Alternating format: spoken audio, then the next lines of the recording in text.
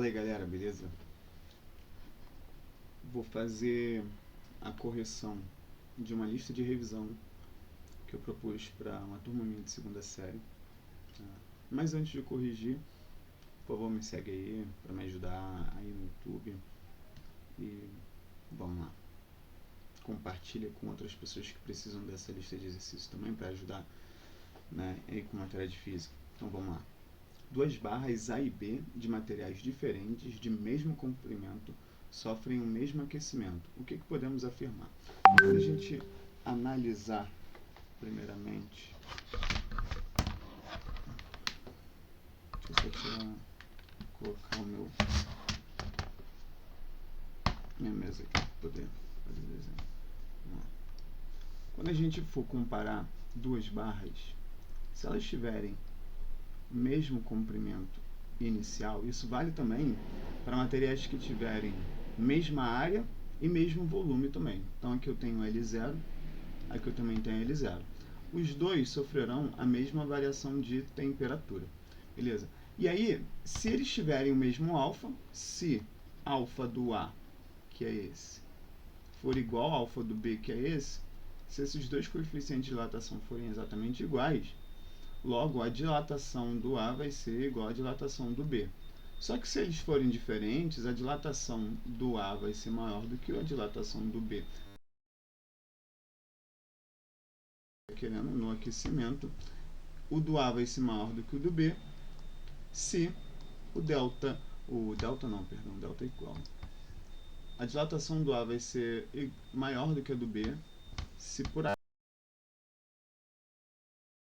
maior do que o alfa do B. Então essa daqui é a conclusão que a gente tira. Se for igual, dilatação é igual. Se a dilatação do A for maior do que o B, é porque o coeficiente do A é maior do que o do B. Se for o contrário, também é válido. Se a dilatação do A for menor do que a dilatação do B, significa que o alfa do A é menor do que o alfa do B. Então, vamos à opção A. Se o coeficiente de dilatação do metal A for maior do que o coeficiente de dilatação do B, sofrerá maior dilatação. E o ΔL é justamente essa dilatação. Já temos a nossa opção correta. O que podemos dizer quando percebemos dois corpos sofrendo uma atração elétrica? Antes de responder essa questão, novamente pedindo aí, deixe seu like, comenta, compartilha e me segue aí. Vamos lá. O que podemos dizer quando percebemos dois corpos sofrendo atração elétrica? Beleza? Então a gente tem duas possibilidades de quando a gente tem uma atração. Repulsão a gente só tem uma, mas atração a gente tem duas possibilidades. Se eu tenho um corpo carregado aqui positivo, eu tenho um outro corpo aqui negativo. Mas se eu tenho um corpo positivo aqui e eu tenho um corpo neutro, eu vou basicamente aqui polarizar esse corpo neutro. O negativo vai vir para um lado, o positivo vai vir para o outro. Ele continua neutro. Beleza? Ele continua neutro, mas ainda assim sofrendo atração. Isso daqui acontece tanto se essa carga for positiva, quanto se essa carga que for negativa. A única coisa que acontece é a inversão do polo daqui desse corpo, que continua neutro. Beleza? Então, com certeza, eles têm o mesmo sinal? Não, para ter o mesmo sinal precisa estar repelindo, então não pode ser. 2. Com certeza os dois têm cargas diferentes. Com certeza os dois têm cargas diferentes. Se fosse sem esse com certeza, né, os dois sim têm cargas diferentes. Estaria atraindo, igual a gente está vendo aqui. Mas com certeza não, pode estar neutro. Então, né, esse com certeza invalida aqui. Ó. Com certeza pelo menos um, faltou um aqui, ó, pelo menos um está carregado. Né? Pelo menos um está carregado? Sim. Se um deles estiver carregado, o outro pode estar neutro. Se um está carregado, o outro pode estar carregado também. Só que com carga de sinal oposta. E ele não deixou essa questão, deixou vago, mas o vago também está certo. Com certeza os dois estão neutros? Não. Mais uma aí. Se for tritado um tubo de PVC em uma flanela de tecido de lã, o que podemos afirmar? O que acontece quando a gente pega um tubo de PVC e a gente, com a nossa mãozinha de 3 dedos, a gente pega e esfrega uma flanela de lã. E aí a gente esfrega tritando ela para cima, trita ela para baixo. O que a gente vai poder afirmar aí? Quando a gente atrita, um dos corpos vai ter maior capacidade de perder elétrons e ficar positivo, o outro vai ter maior capacidade de ganhar elétrons e ficar negativo. Então, ficou positivo, perdeu o Playboy, perdeu elétrons. Ficou negativo, ganhou elétrons. Beleza? Então, se eu tenho dois corpos diferentes, um sempre vai ter maior capacidade de ganhar elétrons do que o outro. Então, o que tiver maior capacidade de elétrons vai ficar negativo, e o que tiver maior capacidade de perder elétrons vai ficar positivo. Então, um fica positivo e o outro fica negativo. 6. Marque as afirmações verdade e não marque as afirmações falsas. Né? Como foi um forms, é só você clicar qual que você acha que é certa e você não clicar na que você acha que é falsa.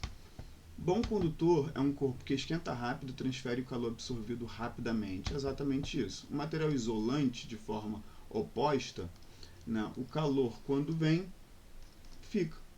Ele não entra, não passa de um lado para o outro. O isolante ele não conduz. Bom condutor é justamente isso, que pega esse calor e conduz, né, passa, transfere rapidamente. Então essa está correta. Segunda, isolante evita a troca de calor entre dois corpos? Sim, é exatamente isso que eu comentei aqui.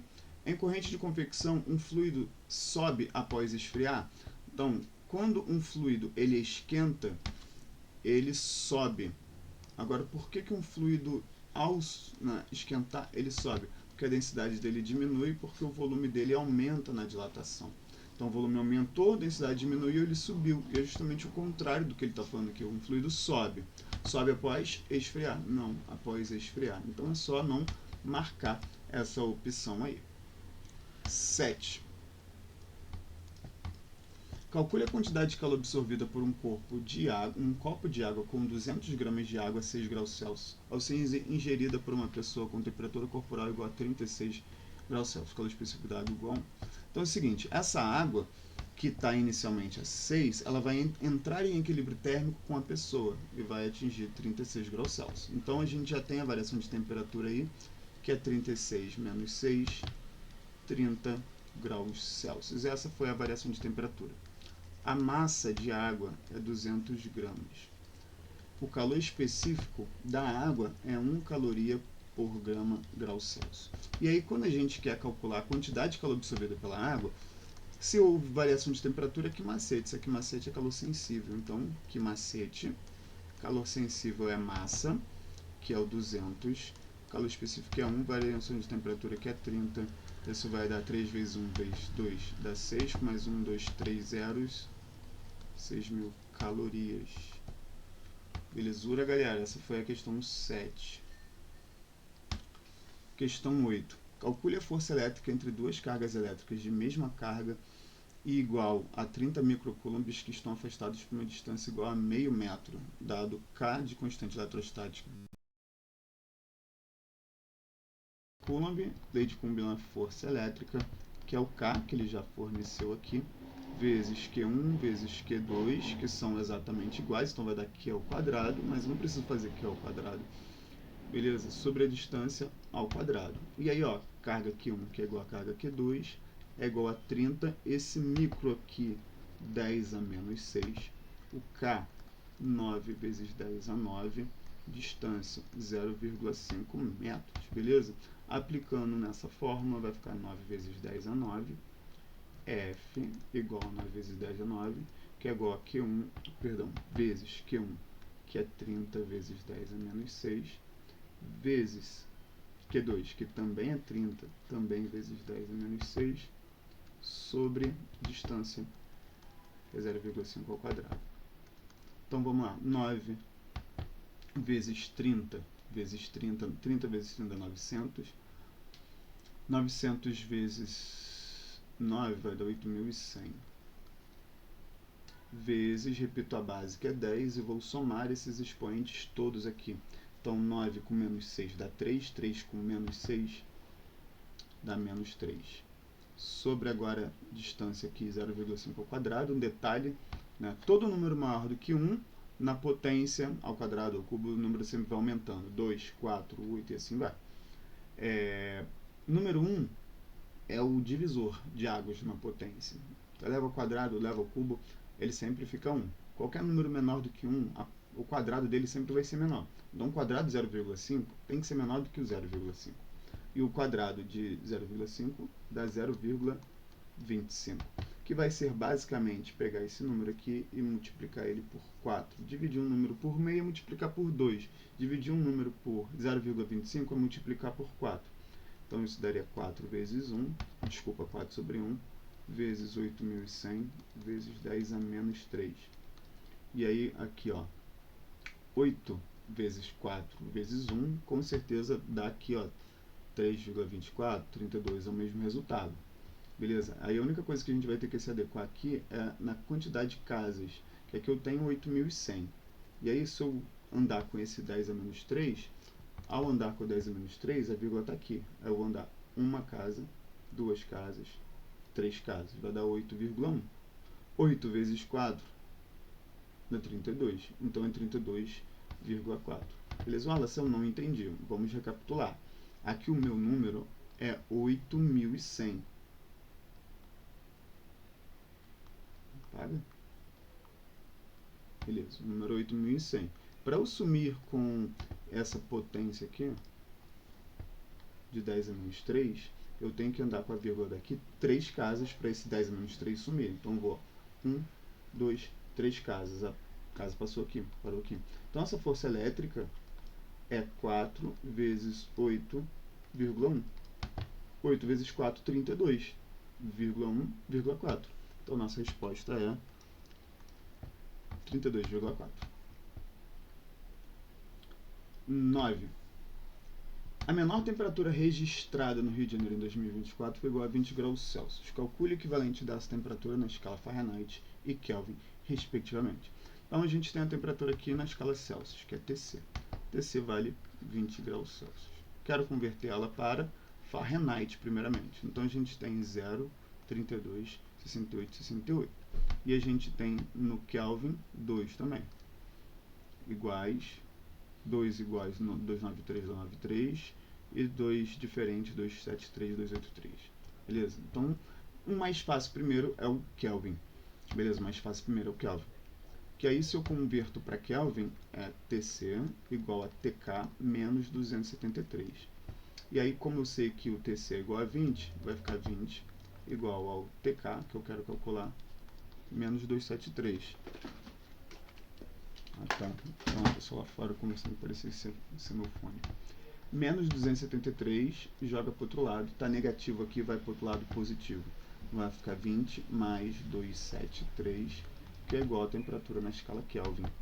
Isso vai dar 293. E aí a gente já elimina, né? Não pode ser esse, não pode ser esse, só sobrando esse. Por conceito, se tu sabe que 32 graus Fahrenheit equivale à temperatura que a água congela, ou seja, 0 graus Celsius, tu já elimina essa também. Já sabendo que a resposta então é essa última aqui. Só que vamos calcular, né? Vamos fazer a conversão bonitinha. E aí, para converter de Celsius para Fahrenheit é assim. O TC aqui vai ser 20, então vai ficar 20 dividido por 5 igual a TF menos 32 sobre 9, 20 sobre 5, 4. Repito o lado direito inteiro. E aí agora, 9 vezes 4, beleza? 9 vezes 4 vai dar 36. 36 igual a TF menos 32. Menos 32 vai para o outro lado somando, então TF 36 mais 32, que dá 68, como já foi verificado aqui. Próxima questão, vamos lá. Calcule a dilatação de um corpo de 10 metros de comprimento que teve variação de temperatura igual a 50 graus Celsius, cujo coeficiente de dilatação é 20 vezes 10 a menos 6 por grau Celsius, ou grau Celsius menos 1. Mas antes de corrigir, eu peço novamente, deixe seu like, comenta, compartilha e me segue aí. Então vamos lá. Calcule a dilatação de 10 metros de comprimento. E aí, dilatação de comprimento é esse aqui. Beleza? E aí, L0 vezes alfa vezes delta T. O ΔL é o que eu quero. E aí eu tenho aqui, ó, 1 e 10. Só que unidades todas, né? Só centímetro aqui que repetiu. Então, L0 é 10 metros, vezes o alfa, que é 20 vezes 10 a menos 6, vezes a variação de temperatura, que é 50. Então, 10 vezes 20 vezes 50, 1 vezes 2 vezes 5, dá 10. Mais 1, 2, 3 zeros, 10.400 vezes 10 a menos 6. ΔL, então, aqui, ó, eu posso transformar isso aqui em potência, 10 a 4, perdão, né? Vamos lá, vamos recapitular essa parte aqui. Aqui eu tenho 1, 2, 3, 4 zeros, então 10 elevado a 4, vezes 10 a menos 6. Então, repito, a base que é 10 e vou somar esses dois expoentes. 4 mais menos 6 vai dar menos 2 metros. Se eu estou usando aqui essa unidade, que é o próprio 10 de metros, então aqui também tem que repetir a mesma unidade do comprimento, que é metros. Então, ΔL é 10 elevado a menos 2 metros. E aí, esse 10 elevado a menos 2 metros, se eu converter ele, porque a gente não tem aqui essa opção, se eu converter ele para centímetros, esse ΔL vai ser igual a 1 centímetro. Beleza? Então a gente tem aí essa aqui como sendo a opção. Beleza? Wallace, tem uma outra maneira da gente resolver essa questão? Até tem. Beleza? Até tem. A gente converte 10 metros inicialmente para centímetro. Ah, Wallace, mas por que centímetro?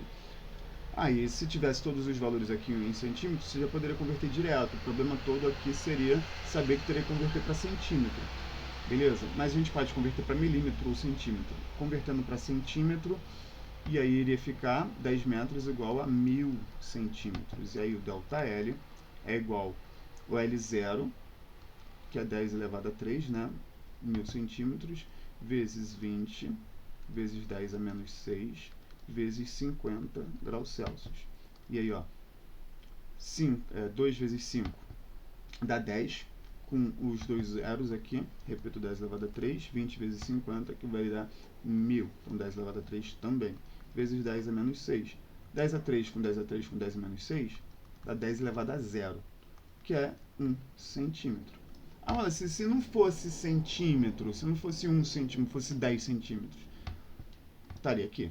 Se não fosse 10 centímetros, fosse 100 centímetros, estaria aqui 1 metro. Ah, olha, se não fosse nem 1 centímetro, nem 10, nem 100, fosse 1 milímetro, 0,1 centímetro é igual a justamente 1 milímetro. Então, conseguiria fazer essa questão assim também.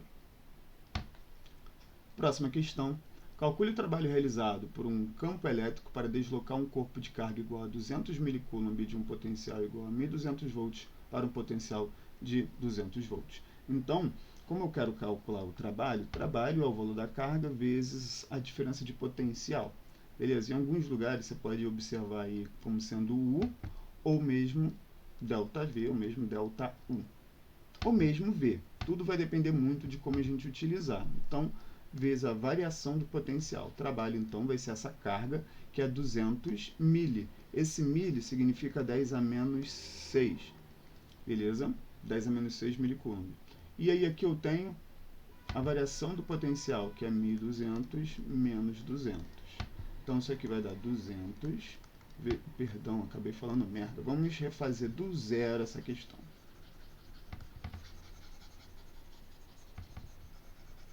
Foi um erro gravíssimo. É bom que se você não entendeu nada, vamos lá, é bom até que eu faça um desenho. Calcule o trabalho realizado por um campo elétrico para deslocar um corpo de carga igual a 200 mC, 200 mC, carga, de um potencial igual a 1.200 volts, que é o potencial V1, para o potencial de 200 volts, que é o potencial V2.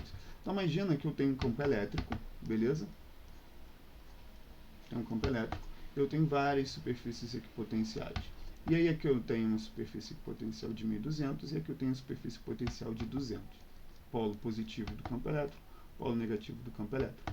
E aí essa carga, ela vai sair do polo positivo de 1.200 e vai para esse polo aqui de 200. Então, houve uma variação do potencial. A variação do potencial ΔU vai ficar o V1 menos o V2, 1.200 menos 200, isso é igual a 1000 volts. Beleza? E aí, para a gente calcular o que o problema está pedindo que é o trabalho vai ser pegar aquela carga ali e multiplicar por essa variação do potencial aqui. Olha, eu tenho que calcular separado? Não, você não precisa calcular separado. A carga, que é 200 vezes 10 a menos 3, esse milha aqui, 10 a menos 3, vezes o 1000 volts. Só que esse 1000 volts eu posso trabalhar com 10 elevado a 3. E aí, 200 vezes 10 a menos 3, vezes 10 elevado a 3, corta esse cara aqui com esse cara aqui, vai dar 200 joules. E para finalizar, última questão aqui. Um estudante do colégio QI possui corpos A, B, C e D. Ficou meio estranho essa frase aí, agora analisando. O corpo A possui carga igual a 10 coulomb, o corpo B possui carga igual a menos 4 coulomb, o corpo C possui carga igual a 4 coulomb e o corpo D possui carga igual a menos 2 coulomb. E primeiramente ele coloca em contato os corpos A e B, espera um tempo e depois separa. Por que ele espera um tempo para os elétrons serem transferidos do corpo A para o B ou do B para o A? Como é que eu sei de qual corpo vai sair os elétrons? Do corpo que tem maior quantidade de carga negativa ou do corpo que tem menor quantidade de carga positiva? Então aqui do B para o A, porque esse está negativo, deixa eu dar uma grifada, vai ser do menos 4 para aquele, porque esse daqui está negativo. E aí também entra em contato os corpos C e D, espera um tempo, depois separa, vai para onde? Para onde? Vai do menos 2 para o 4. Então, o que eu vou obter aqui? Depois do contato, a carga do A vai ser exatamente igual à carga do B após o contato, que eu vou chamar de A' e B'. E isso, para a gente calcular, é a carga do A inicialmente, mais a carga do B inicialmente também, dividido por 2. E aí vai dar 10 mais menos 4 sobre 2. Isso vai dar 6 sobre 2, 3. Ou seja, a do A agora é 3 e a do B também é 3. C agora, carga C' igual a carga do D', que é igual a carga do C antes, mais a carga do D também antes sobre 2. E aí a carga do C é 4, carga do D é menos 2, mais menos 2, tudo sobre 2. 2, 4 menos 2 dá 2, sobre 2 dá 1. Então agora o C é 1 e o D também é 1. Então eu tenho agora 3, 3, 1, 1. B coloca o corpo A em contato com o C após separado também. Então a gente colocou A e B, separou, pegou o C e D, separou também, pegou o A, que já tinha separado, o C, que já tinha separado também, colocou os dois. Só que o A agora é 3, não é mais 10, e o C, ele é 1, e não mais 4. Então quando eu fizer a carga de equilíbrio, o A duas linhas vai ser igual ao C duas linhas, que vai ser igual a carga do A' mais a carga do C' sobre 2. A', 3. C', 1. Tudo sobre 2. 4 sobre 2. 2 coulombs. Beleza? Espero que tenham curtido. Qualquer coisa, comentem aí para tirar suas dúvidas. Eu respondo assim que possível. No mais, um ótimo dia. Boa prova para vocês. E não deixe de me seguir.